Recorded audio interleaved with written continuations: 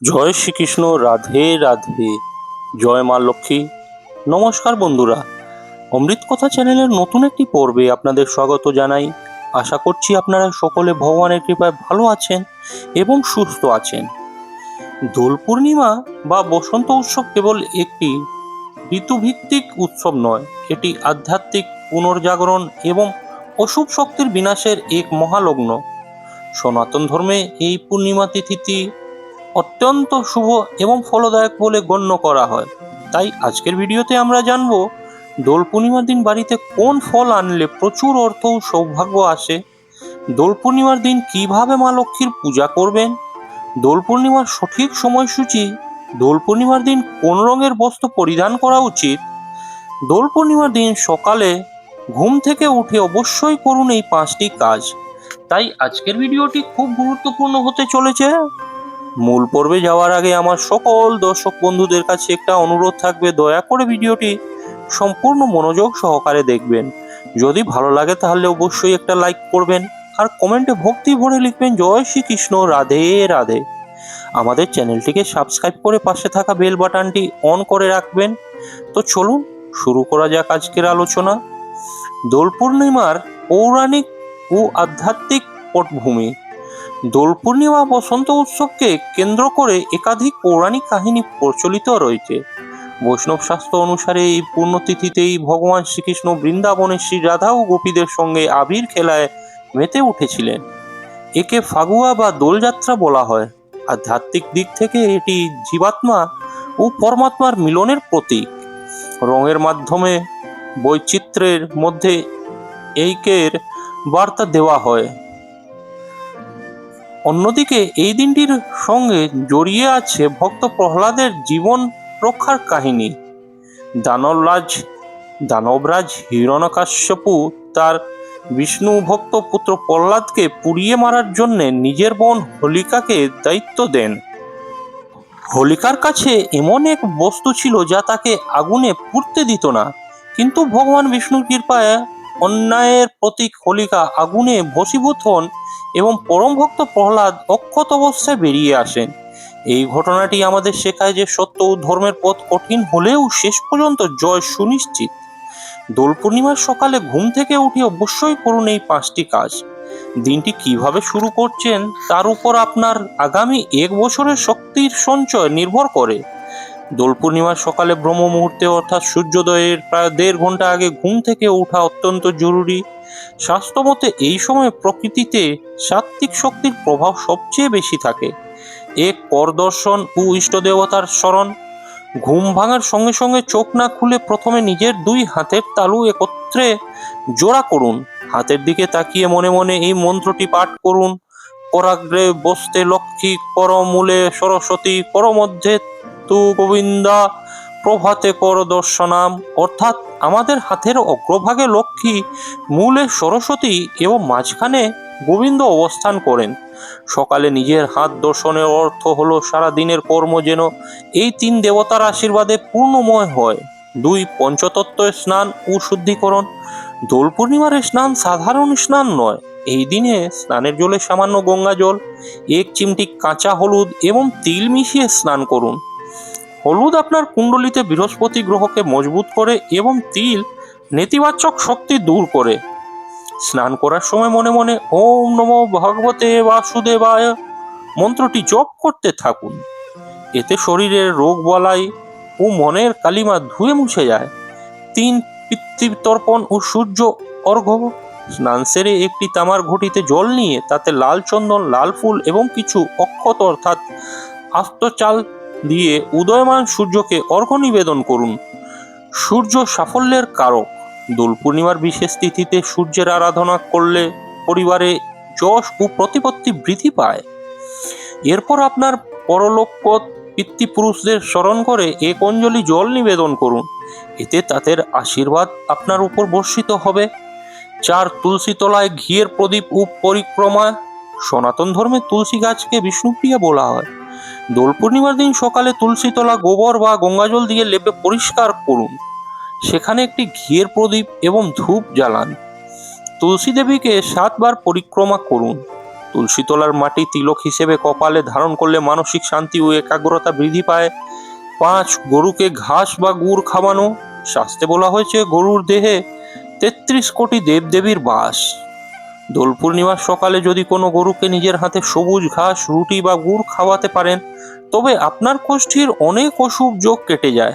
বিশেষ করে আর্থিক অন্ডন কাটাতে এই কাজটি মহা ঔষধের মতো কাজ করে। দোল পূর্ণিমার দিন মা লক্ষ্মীর পূজা করা বিস্তারিত নিয়ম। দোল পূর্ণিমা শ্রীকৃষ্ণের তিথি হলেও এই দিন মা লক্ষ্মীর বিশেষ পূজা করলে গৃহে অক্ষয় সম্পদ বিরাজ করবে। পূর্ণিমা তিথি হলো চন্দ্রের তিথি, আর চন্দ্র হলেন মা লক্ষ্মীর ভাই।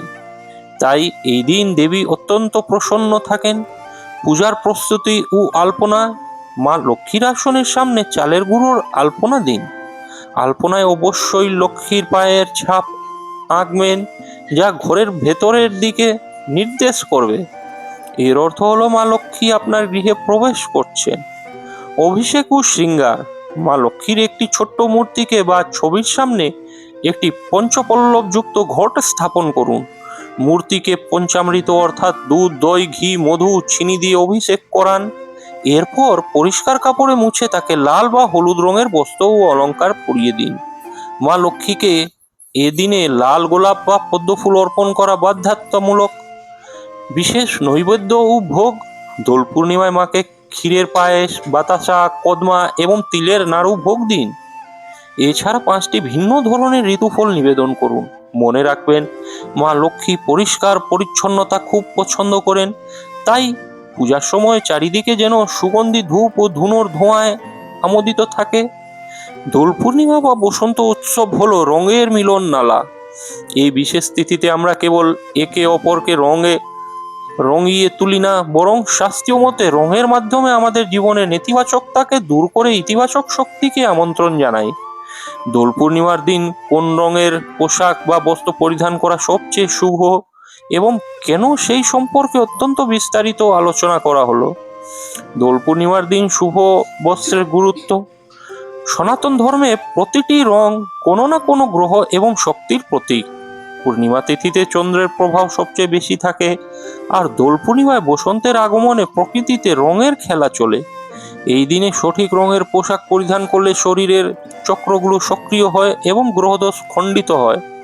এক সাদা রঙের বস্ত্র বিশুদ্ধতা ও শান্তির প্রতীক। দোল পূর্ণিমার দিন সাদা রঙের সুতি বা সিল্কের বস্ত্র পরিধান করা সবচেয়ে আদর্শ এবং ঐতিহ্যবাহী বলে গণ্য করা হয়। চন্দ্রের প্রভাব। পূর্ণিমা তিথি হলো চন্দ্রের সময়। সাদা রং চন্দ্রের অত্যন্ত প্রিয়। এই দিনে সাদা পোশাক পরলে মন শান্ত থাকে এবং মেজাজ নিয়ন্ত্রণে থাকে। রঙের বহিঃপ্রকাশ। দোল বা হোলি খেলার সময় সাদা পোশাক একটি ক্যানভাসের মতো কাজ করে। যখন সাদা পোশাকে বিভিন্ন আবিরের রং লাগে, তখন এটি জীবনের বৈচিত্র্য এবং আনন্দের বহিঃপ্রকাশ ঘটায়। নেতিবাচকতা দূরীকরণ। সাদা রং স্বচ্ছতার প্রতীক।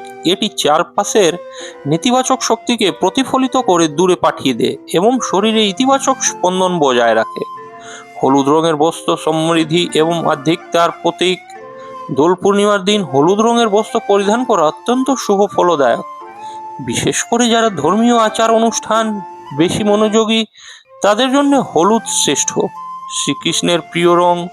ভগবান শ্রীকৃষ্ণ বা পীতাম্বরধারী বিষ্ণুর অত্যন্ত প্রিয় রঙ হলো হলুদ। দোল যেহেতু রাধাকৃষ্ণের উৎসব, তাই হলুদ পোশাক পরলে ভগবানের বিশেষ কৃপা লাভ হয়। বৃহস্পতি গ্রহের তুষ্টি। হলুদ রং বৃহস্পতি গ্রহের প্রতীক। এই রঙের পোশাক পরলে জ্ঞান বৃদ্ধি পায় এবং আর্থিক উন্নতির পথ প্রস্তুত হয়। সৌভাগ্যের প্রতীক। হলুদ রঙকে ধরা হয় বসন্তের রং বাসন্তী। এটি নতুন শুরুর প্রতীক, যা আপনার জীবনে নতুন সুযোগ এবং সৌভাগ্য নিয়ে আসতে পারে। হালকা গোলাপি বা বাসন্তী রঙের বস্ত্র। যদি আপনি একদম সাদা পোশাক পরতে না চান, তবে হালকা গোলাপি বা বাসন্তী রঙও বেছে নিতে পারেন। প্রেম ও ভক্তির প্রতীক। গোলাপি রং ভালোবাসা এবং কোমলতার প্রতীক। শ্রী রাধা ও কৃষ্ণের প্রেমের উৎসবে এই রংটি হৃদয়ে ভক্তিভাব জাগিয়ে তোলে। মানসিক আনন্দ। এই হালকা রঙের পোশাকগুলো দোল উৎসবের মেজাজের সাথে সামঞ্জস্যপূর্ণ এবং দেখতেও অত্যন্ত নান্দনিক লাগে। শ্রী সুক্তম ও লক্ষ্মী চালিসা পাঠ। পূজার সময় নিবিষ্ট মনে শ্রী সুক্তম পাঠ করুন। যদি সংস্কৃত পাঠ কঠিন মনে হয় তবে বাংলাতে লক্ষ্মী চালিসা বা লক্ষ্মীর পাঞ্চালী পাঠ করতে পারেন। পূজার শেষে কর্পূর দিয়ে আরতি করুন এবং বাড়ির প্রতিটি কোণায় সেই আরতির ধোঁয়া ছড়িয়ে দিন। এতে অলক্ষ্মী বিদায় নেয় এবং শ্রীবৃদ্ধি ঘটে। এবার জেনে নেব দোল পূর্ণিমার সময়সূচি। ৩ মার্চ অর্থাৎ 18ই ফাগুন দোল। হোলি সাধারণত দোলের পরদিন হয়, সুতরাং 4 মার্চ বাংলা ক্যালেন্ডার অনুযায়ী 19 ফাগুন পড়ছে দোল। 2রা মার্চ সন্ধ্যা 5:52 থেকে পূর্ণিমা শুরু হবে। পরদিন অর্থাৎ 3রা মার্চ বিকেল 4:57 পর্যন্ত পূর্ণিমা থাকবে। তার মধ্যে পূজা অর্চনা করা উচিত। দোল পূর্ণিমার দিন বাড়িতে নিয়ে আসুন এই একটি ফল, প্রচুর অর্থ ও সৌভাগ্য আসবে। দোল পূর্ণিমা বা ফাল্গুনী পূর্ণিমা কেবল আবির খেলার দিন নয়, আধ্যাত্মিক এবং শাস্ত্রীয় মতে এটি অত্যন্ত শক্তিশালী একটি তিথি। এই তিথিতে মহাজাগতিক শক্তির অবস্থান এমন থাকে যে সামান্য কিছু শাস্ত্রীয় উপচার পালনেই গৃহের দারিদ্র্য দূর হয় এবং সৌভাগ্যের দুয়ার খুলে যায়। আপনি বিশেষভাবে জানতে চেয়েছেন দোল পূর্ণিমার দিন কোন ফলটি বাড়িতে আনলে প্রচুর অর্থ ও সৌভাগ্য আসে। বিভিন্ন পুরাণ এবং লাল কিতাবের বিধান অনুসারে সেই অলৌকিক ফলটি হলো শ্রীফল বা বেল। নিচে এই শ্রীফল বা বেলের মাহাত্ম্য, এটি কেন আনা উচিত এবং বাড়িতে আনার পর এর সঠিক ব্যবহার বিধি সম্পর্কে অত্যন্ত বিস্তারিত আলোচনা করা হলো। দোল পূর্ণিমায় শ্রীফল বা বেলের গুরুত্ব ও মাহাত্ম্য। সনাতন ধর্মে শ্রী শব্দের অর্থ হলো লক্ষ্মী, তাই শ্রীফল মানেই হলো মা লক্ষ্মীর প্রিয় ফল। শাস্ত্রমতে বেলগাছ বা শ্রীফল গাছের উৎপত্তি স্বয়ং মা লক্ষ্মীর তপস্যার ফলস্বরূপ। দোল পূর্ণিমা এই শুভ যোগে যখন আবির ও রঙের মাধ্যমে জগৎ আনন্দিত থাকে, তখন এই ফলটি বাড়িতে আনা মানে স্বয়ং লক্ষ্মীকে সাদরে আমন্ত্রণ জানানো। কেন শ্রীফল বা বেলকেই বেছে নেওয়া হয়? বেল গাছকে বলা হয় শিব ও শক্তির মিলন স্থল। বেলের 3টি পাতা যেমন ত্রিদেব ব্রহ্মা বিষ্ণু মহেশ্বরের প্রতীক, তেমনি এর ফলটি মা লক্ষ্মীর স্থাবর সম্পত্তির প্রতীক। দোল পূর্ণিমার পূর্ণচন্দ্রের আলোয় এই ফলের ভেতরের সত্তা জাগ্রত হয়। বিশ্বাস করা হয় এই বিশেষ দিনে শ্রীফল বাড়িতে আনলে অপ্রত্যাশিত অর্থ লাভ হয়, পুরানো ঋণ বা ধারের হাত থেকে মুক্তি পাওয়া যায়, ব্যবসার মন্দাভাব কেটে গিয়ে উন্নতির যোগ তৈরি হয়। দোল পূর্ণিমার দিন শ্রীফল বাড়িতে আনার সঠিক নিয়ম। এই ফলটি বাজার থেকে কিনে আনা বা গাছ থেকে পাড়ানো ক্ষেত্রে কিছু নির্দিষ্ট নিয়ম মেনে চললেই তবেই পূর্ণ ফল পাওয়া যায়। বাজার থেকে কেনার নিয়ম: দোল পূর্ণিমার দিন সকালে স্নান সেরে পরিষ্কার পোশাকে বাজারে যান। ফলটি কেনার সময় খেয়াল রাখবেন সেটি যেন সম্পূর্ণ নিখুঁত হয়, অর্থাৎ বেলটি যেন ফাটা না থাকে, গায়ে কোনো কালো দাগ বা পচন না থাকে। ফলের আকার যত গোল এবং সুন্দর হবে তা তত বেশি ইতিবাচক শক্তি আকর্ষণ করবে। বাড়িতে প্রবেশের নিয়ম: ফলটি নিয়ে যখন বাড়িতে প্রবেশ করবেন তখন সরাসরি রান্নাঘরে বা খাবার টেবিলে রাখবেন না।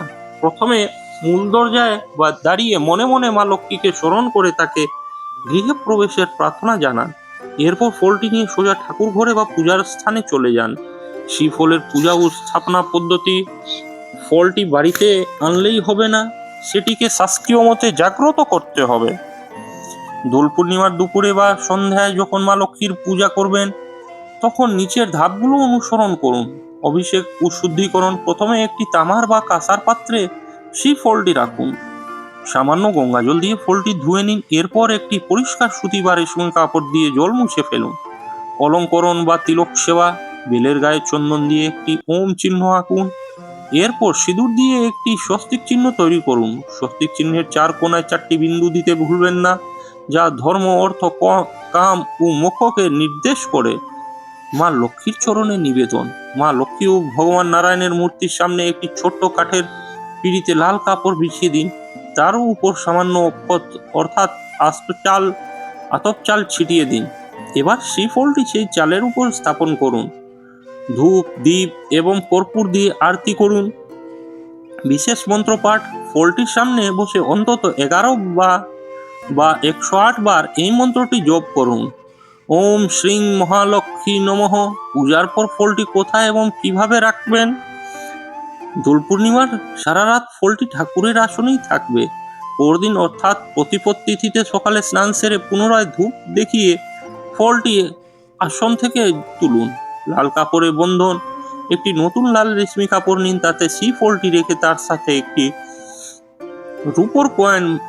এরকম তথ্যমূলক ভিডিও নিয়মিত পেতে আমাদের চ্যানেলটিকে সাবস্ক্রাইব করে পাশে থাকা বেল বাটনটি অন করে রাখবেন, যাতে এই সুতো দিয়ে বেঁধে গুরুত্বপূর্ণ ভিডিও আপনারা নিয়মিত দেখতে পারেন। স্থাপনা। সকলে ভালো থাকবেন, সুস্থ থাকবেন। আলমারি, লকার, ক্যাশ বক্স বা যেখানে আপনি গয়না ও টাকা পয়সা রাখেন সেখানে অত্যন্ত ভক্তির ভাবে স্থাপন করুন। সতর্কতা, খেয়াল রাখবেন যেন এই ফলটি যেন অপবিত্র হাতে কেউ স্পর্শ না করে। বছরের পর বছর এটি সেখানে থাকতে পারে। যদি ফলটি শুকিয়ে যায় তাতে কোনো সমস্যা নাই। শুকনো শিফল আরো বেশি শক্তিশালী বলে গণ্য হয়। বিকল্প ফল একাঙ্কি নারকেল। যদি কোনো কারণে ভালো শিফল বা বেল না পাওয়া যায়, তবে দোল পূর্ণিমার দিন আপনি একাঙ্কি নারকেল বাড়িতে আনতে পারেন। সাধারণ নারকেলের 3টি চোখ থাকে, কিন্তু একাঙ্কি নারকেলের থাকে মাত্র 1টি। এটি অত্যন্ত দুষ্প্রাপ্য এবং মা লক্ষ্মীর অত্যন্ত প্রিয়। এটিও বাড়িতে আনলে বেলের মতোই সমান ফলাফল পাওয়া যায়। দোল পূর্ণিমায় সুখ ও শান্তির জন্য অতিরিক্ত কিছু টোটকা। হলুদ আবিরের ব্যবহার। দোল খেলার শুরুতে ভগবান শ্রীকৃষ্ণের পায়ে আবির দিন। এরপর বাড়ি বড়দের পায়ে আবির দিয়ে প্রণাম করুন। সম্ভব হলে এই দিন হলুদ আবির বেশি ব্যবহার করুন, কারণ হলুদ রং সমৃদ্ধির প্রতীক। 2 শত্রু দমনে হনুমান চালিসা। দোল পূর্ণিমার সন্ধ্যায় হনুমান মন্দিরে গিয়ে একটি তেলের প্রদীপ জ্বালান এবং হনুমান চালিসা পাঠ করুন। এতে গোপন শত্রুর হাত থেকে রক্ষা পাওয়া যায়। 3 দান ধ্যান। এই দিন অনাথাশ্রম বা কোনো দুঃখ মানুষকে সাধ্যমতো চাল, ডাল ও পোশাক দান করুন। আপনার দানের 10 মণ আশীর্বাদ হয়ে আপনার কাছে ফিরে আসবে। দোল পূর্ণিমার বা হোলি কেবল শরীর রাঙানোর উৎসব নয়, এটি আত্মার রাঙানোর উৎসব। ভক্তি ভরে মা লক্ষ্মীর আরাধনা এবং শাস্ত্রীয় নিয়ম পালনের মাধ্যমে আপনার জীবন অনাবিল আনন্দে ভরে উঠুক। মনে রাখবেন, মনের শুদ্ধিই হলো আসল পূজা। বিশ্বাস ও নিষ্ঠা থাকলে সামান্য উপচারেও ঈশ্বর সন্তুষ্ট হন। প্রিয় বন্ধুরা, ভিডিওটি দেখে যদি ভালো লেগে থাকে এবং উপকৃত হয়ে থাকেন, তাহলে অবশ্যই একটি লাইক করবেন। এতে আমরা নতুন ভিডিও বানানোর জন্য অনুপ্রেরণা পাই। আর কমেন্টে শ্রদ্ধা ও ভক্তি ভরে একবার অবশ্যই লিখবেন, জয় শ্রীকৃষ্ণ, রাধে রাধে।